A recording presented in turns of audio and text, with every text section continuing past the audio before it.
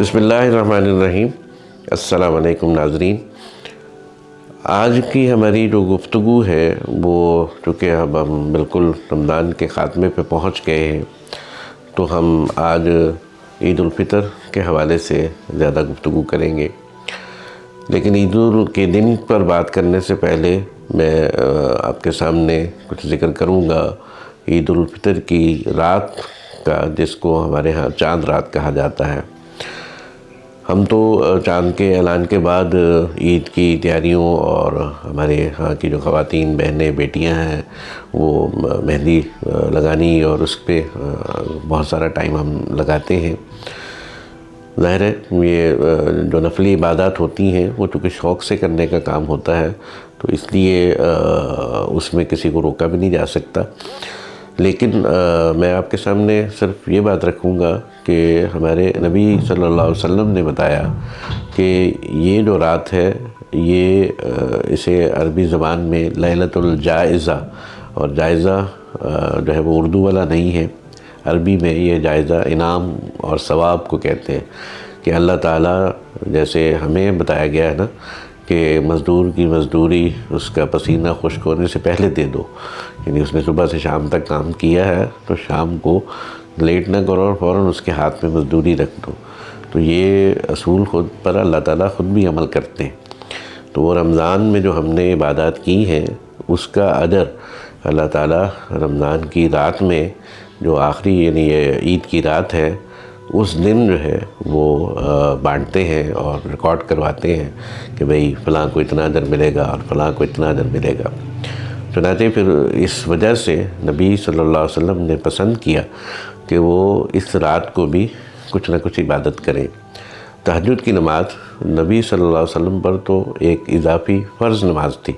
وہ تو آپ کو ہر حال میں پڑھنی ہی ہوتی تھی، لیکن آپ نے صحابہ کو بھی یعنی شوق دلایا کہ اللہ تعالیٰ نے آج ثواب بانٹنے ہیں، تو جب ثواب بانٹنے کی باری آئے تمہاری تو تم اللہ کے آگے کھڑے ہو، کوئی نماز پڑھ رہے ہو، کوئی دعا مانگ رہے ہو، تو وہ عادت بھی ایک بنی ہوتی ہے صبح سحری کے ٹائم اٹھنے کی، اور اس دن چونکہ سحری نہیں کرنی لہٰذا ٹائم بھی تھوڑا آپ کہہ سکتے ہیں کہ نکل آتا ہے۔ تو ہمیں کوشش کرنی چاہیے کہ اگر رات کے ابتدائی حصے میں ہم نے کوئی عید کی شاپنگ کر لی ہے یا کوئی مہندی وغیرہ اس طرح کے ہم کام کر لیے ہیں تو کوشش کریں کہ ہم آخری حصہ جو ہے وہ یعنی نماز عشاء تو ہم نے رات میں پڑھ لی، تو جو وتر کی نماز ہے وہ اصل میں تو تہجد کی نماز ہے، اور وتر کی جو رکھتے ہیں وہ تہجد کی کم سے کم رکھتے ہیں، تو اس دن بھی ہم اگر سحری کے وقت کوئی اٹھ کے 4 6 8 جتنی ہمت ہو جتنا ٹائم ہو رکھتے پڑھ لیں، اور پھر وتر چونکہ عربی زبان میں آڈ نمبر کو کہتے ہیں، اور آپ صلی اللہ علیہ وسلم نے پسند فرمایا کہ چونکہ اللہ خود بھی آڈ ہے، واحد ہے، احد ہے، اکیلا ہے، تو اللہ تعالیٰ کو یہ واحد ہونا، ایک ہونا یا آڈ نمبر پسند ہے، تو اسی لیے آپ دیکھتے ہیں کہ کوئی دعائیں تسبیحات جو بھی ہیں ہمارے ہاں وہ آڈ نمبر میں آپ کو ملتی ہیں کہ 3 بار پڑھ لو، 5 بار پڑھ لو، 7 بار پڑھ لو، 33 ٹائم پڑھ لو، 99 ٹائم پڑھ لو۔ اسی طرح جو ہے وہ حضور تو کھجوریں وغیرہ کھاتے تھے تو وہ بھی آڈ نمبر میں 3 5 7 اسی طرح کھاتے تھے۔ تو یہ اس پہلو سے آپ نے کہا کہ رات کی نماز جب ختم کرنے لوگو تو اس کو آڈ کر لو، وتر بنا لو۔ ہم نے اب اس کی ایک نماز اس نام کی بنا کر تو اس کا نام ہی نماز وتر رکھ دیا، جبکہ اصل پہ اس سے مراد یہ ہے کہ آپ 1 3 5 آخری رکعتیں پڑھ لیں تاکہ نماز کا ٹوٹل آڈ ہو جائے۔ اور پیچھے جو حکمت ہے وہ میں نے آپ کو بتا دی کہ اللہ تعالیٰ آڈ ہے، وتر ہے، تو عربی جو ہے وہ اس کو وتر پسند ہے، اور آپ دیکھیں کہ دن کی جو نمازیں ہیں وہ ہمارا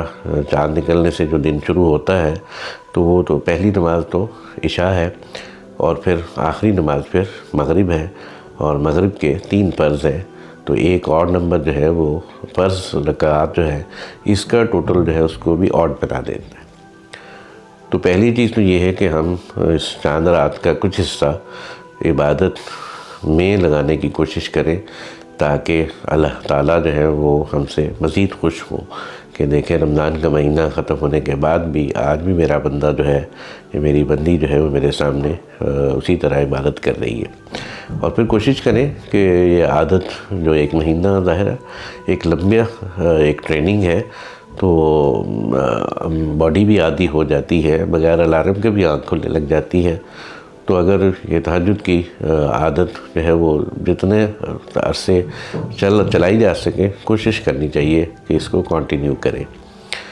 تو ایک یہ چیز ہے کہ جو ہمیں عید کے لیے عید کی رات کے حوالے سے ہے۔ اس کے بعد یہ بھی نوٹ کر لیجئے کہ فرض اور نفل میں جو فرق ہے وہ بھی سامنے رکھیں۔ عشاء کی نماز پڑھنا فرض ہے، نماز فجر فرض ہے، اگر اور یہ تہجد جس کی طرف میں نے توجہ دلائی ہے یہ نفل ہے، یہ شوق سے کرنے کی چیز ہے۔ تو ہمیں چاند رات میں اپنی جو ہے وہ عشاء بھی مس نہیں کرنی اور جو ہے وہ اپنی فجر بھی مس نہیں ہونے دینی۔ یہ نہ ہو کہ صبح ہم سوئیں اس ٹائم پہ، تہجد کے ٹائم ہم سو جائیں اور پھر فجر، اور خواتین بعض اوقات عید کی نماز کے لیے بھی نہیں جاتی تو وہ پھر جناب 10-12 بجے ہم دن کو اٹھیں، تو یہ ہمارے دین میں بتایا ہوا پسندیدہ طریقہ نہیں ہے۔ تو ہمیں فجر کے لیے اٹھنا ہے، اٹھ کے پھر اگر تو نماز جو عید کی ہونی ہے آپ کی بستی میں اس میں کوئی ٹائم ہو تو آپ تھوڑا بہت لیٹ بھی سکتے ہیں، ورنہ یہ ہے کہ آپ عید کی تیاری کریں اور عیدگاہ پہنچیں اور عید کی نماز پڑھیں۔ یہ میں نے پچھلی نشست میں بتایا تھا کہ عید کی نماز سے پہلے ہمیں فطرانہ ادا کرنا ہے۔ اگر آپ کو فطرانے کے حوالے سے کوئی جو ہے وہ بات آپ کے ذہن میں ہے تو آپ پچھلی نشست کی ریکارڈنگ کو نکال کے دیکھ لیں، انشاءاللہ وہاں اس کی ڈیٹیل ہم نے عرض کر دی۔ اس کے بعد جو ہے وہ عید کے دن جب ہم تیار ہو کر عیدگاہ پہنچتے ہیں تو جمعے کی گیٹ ٹوگیدر ہو یا عید کی گیٹ ٹوگیدر ہو، یہاں کچھ وقت کے لیے لوگوں نے اکٹھے ہو کر بیٹھنا ہے۔ تو عرب کا معاشرہ ایک دیہاتی معاشرہ تھا، تو آپ ان کو تلقین کیا کرتے تھے کہ ایسے موقع پر نہا دھو کر آیا کرو، جو اچھے لباس ہوں نیا، تو ظاہرہ ہر جمعے کو تو نہیں پہنا جا سکتا، لیکن اگر کچھ لوگ پہن بھی سکتے ہیں تو عید کے دن چلے ہم نیا لباس اسی شوق سے بنائے جاتے ہیں کہ، لیکن یہ کوئی فرض اور لازمی چیز نہیں ہے، بس جو بھی اچھا لباس آپ پہن سکیں۔ اسی طرح خوشبو لگا کر آؤ، اور ایسی چیزیں کہ جو بدبو پیدا کرتی ہیں ان کو نہ کھا پی کر آؤ۔ تو یہ سب وہ آداب ہیں کہ جن کی ضرورت جو ہے وہ ایک گیٹ ٹوگیدر کو اچھی گیٹ ٹوگیدر بنانے میں ہوتی ہے۔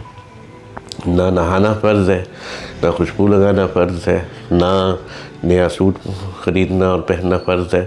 بس جو آپ کی استطاعت ہو اور اس کے مطابق جو موسم کے اعتبار سے بھی، جیسے اب آہستہ آہستہ چھوٹی عید جو ہے وہ پیچھے آ رہی ہے،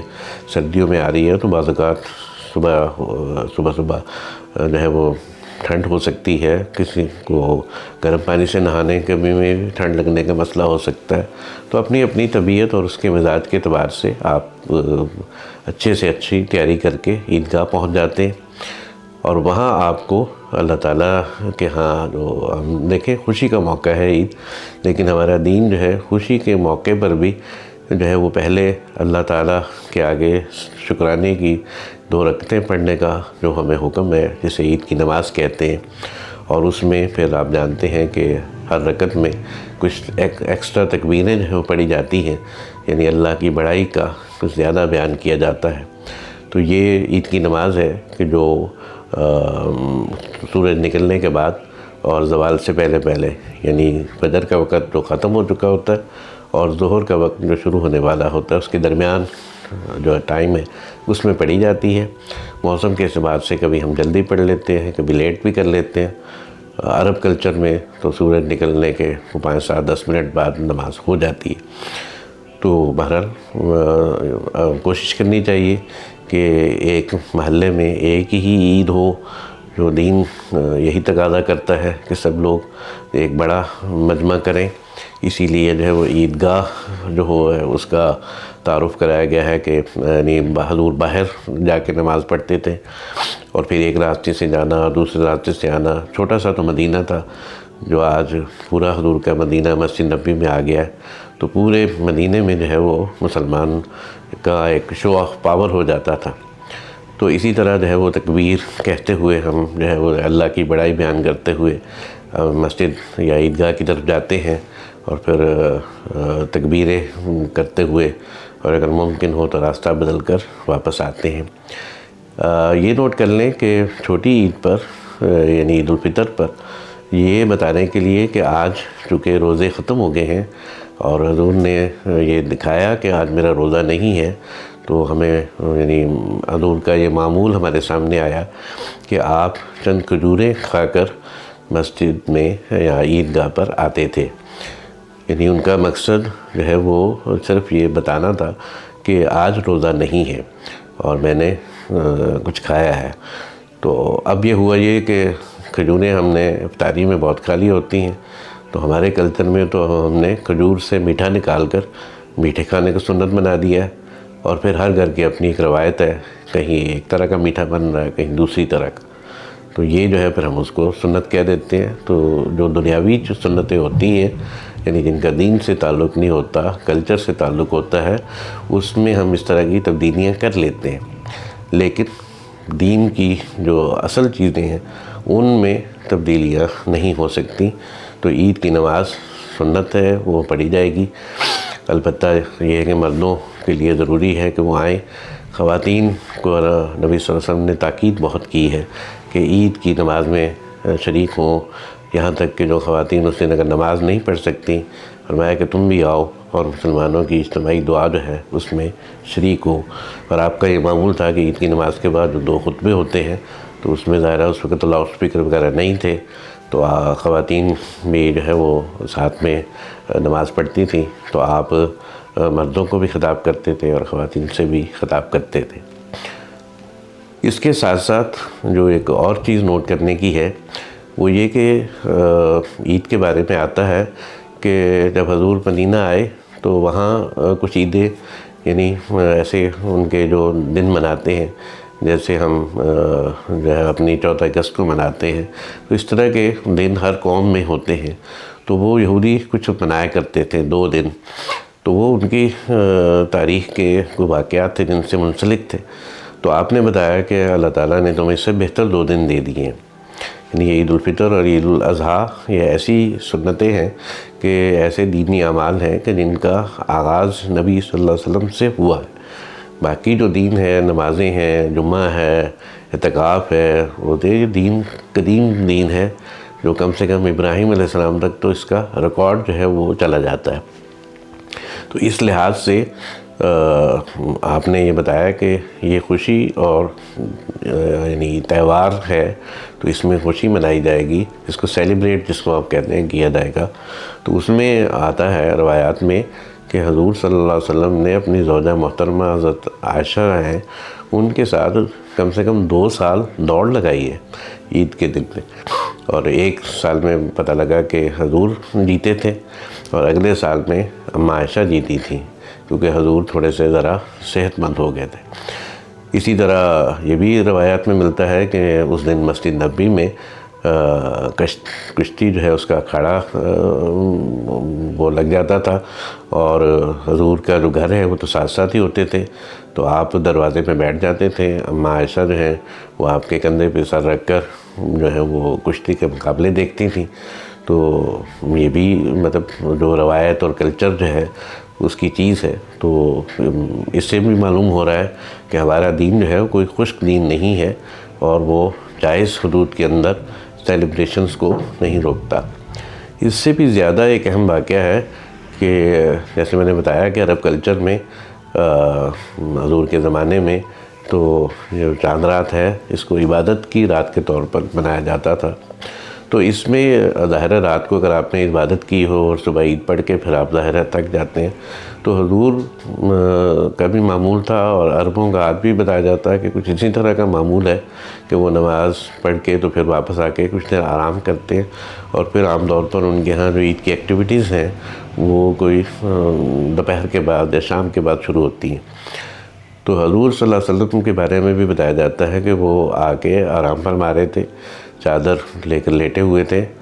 اور اما عائشہ کے گھر میں، ظاہر ہے وہ حضرت ابوبکر صدیق رضی اللہ تعالیٰ عنہ کی بیٹی ہیں، تو وہ اپنی بیٹی سے ملنے آئے، تو انہوں نے دیکھا کہ اما عائشہ کے پاس اہل محلہ سے کچھ بچیاں آئی ہوئی ہیں،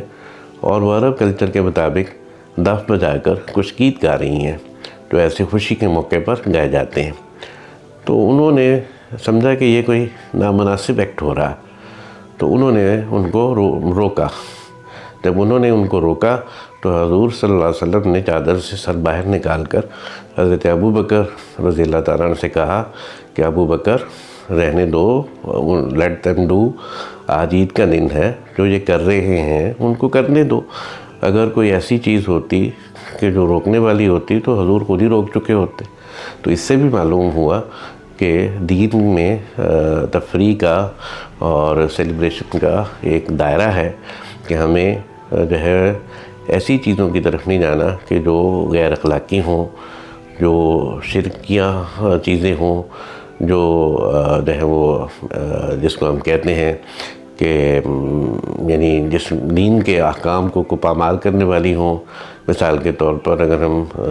جو ہے وہ شور شرابہ اتنا کریں کہ ہمارے ہمسائے ڈسٹرب ہو رہے ہوں، تو وہ آپ جانتے ہیں کہ مسجد کے اندر کوئی نماز پڑھ رہا ہے اور ہم اونچی آواز میں تلاوت کر رہے ہوں تو روکا تلاوت کرنے والے کو جائے گا کہ بھئی آپ دیکھیں آپ کے ساتھ نماز پڑھ رہا ہے، اس کی نماز خراب نہیں ہونی چاہیے۔ تو اسی طرح دین اپنی حدود کے اندر ہمیں عید کو اچھے طریقے سے سیلیبریٹ کرنے اور تفریح کرنے کا جو ہے پورا موقع فراہم کرتا ہے۔ اللہ تعالیٰ سے دعا ہے کہ وہ ہمیں ہمارے روزوں کو بھی قبول فرمائے اور ہمیں عید کو بھی صحیح طریقے سے اور دین کے دائرے کے اندر رہ کر جو ہے وہ منانے کی اور خوشیاں حاصل کرنے کی توفیق عطا فرمائے۔ اقول قولی ھذا واستغفر اللہ لی ولکم ولسائر المسلمین والمسلمات۔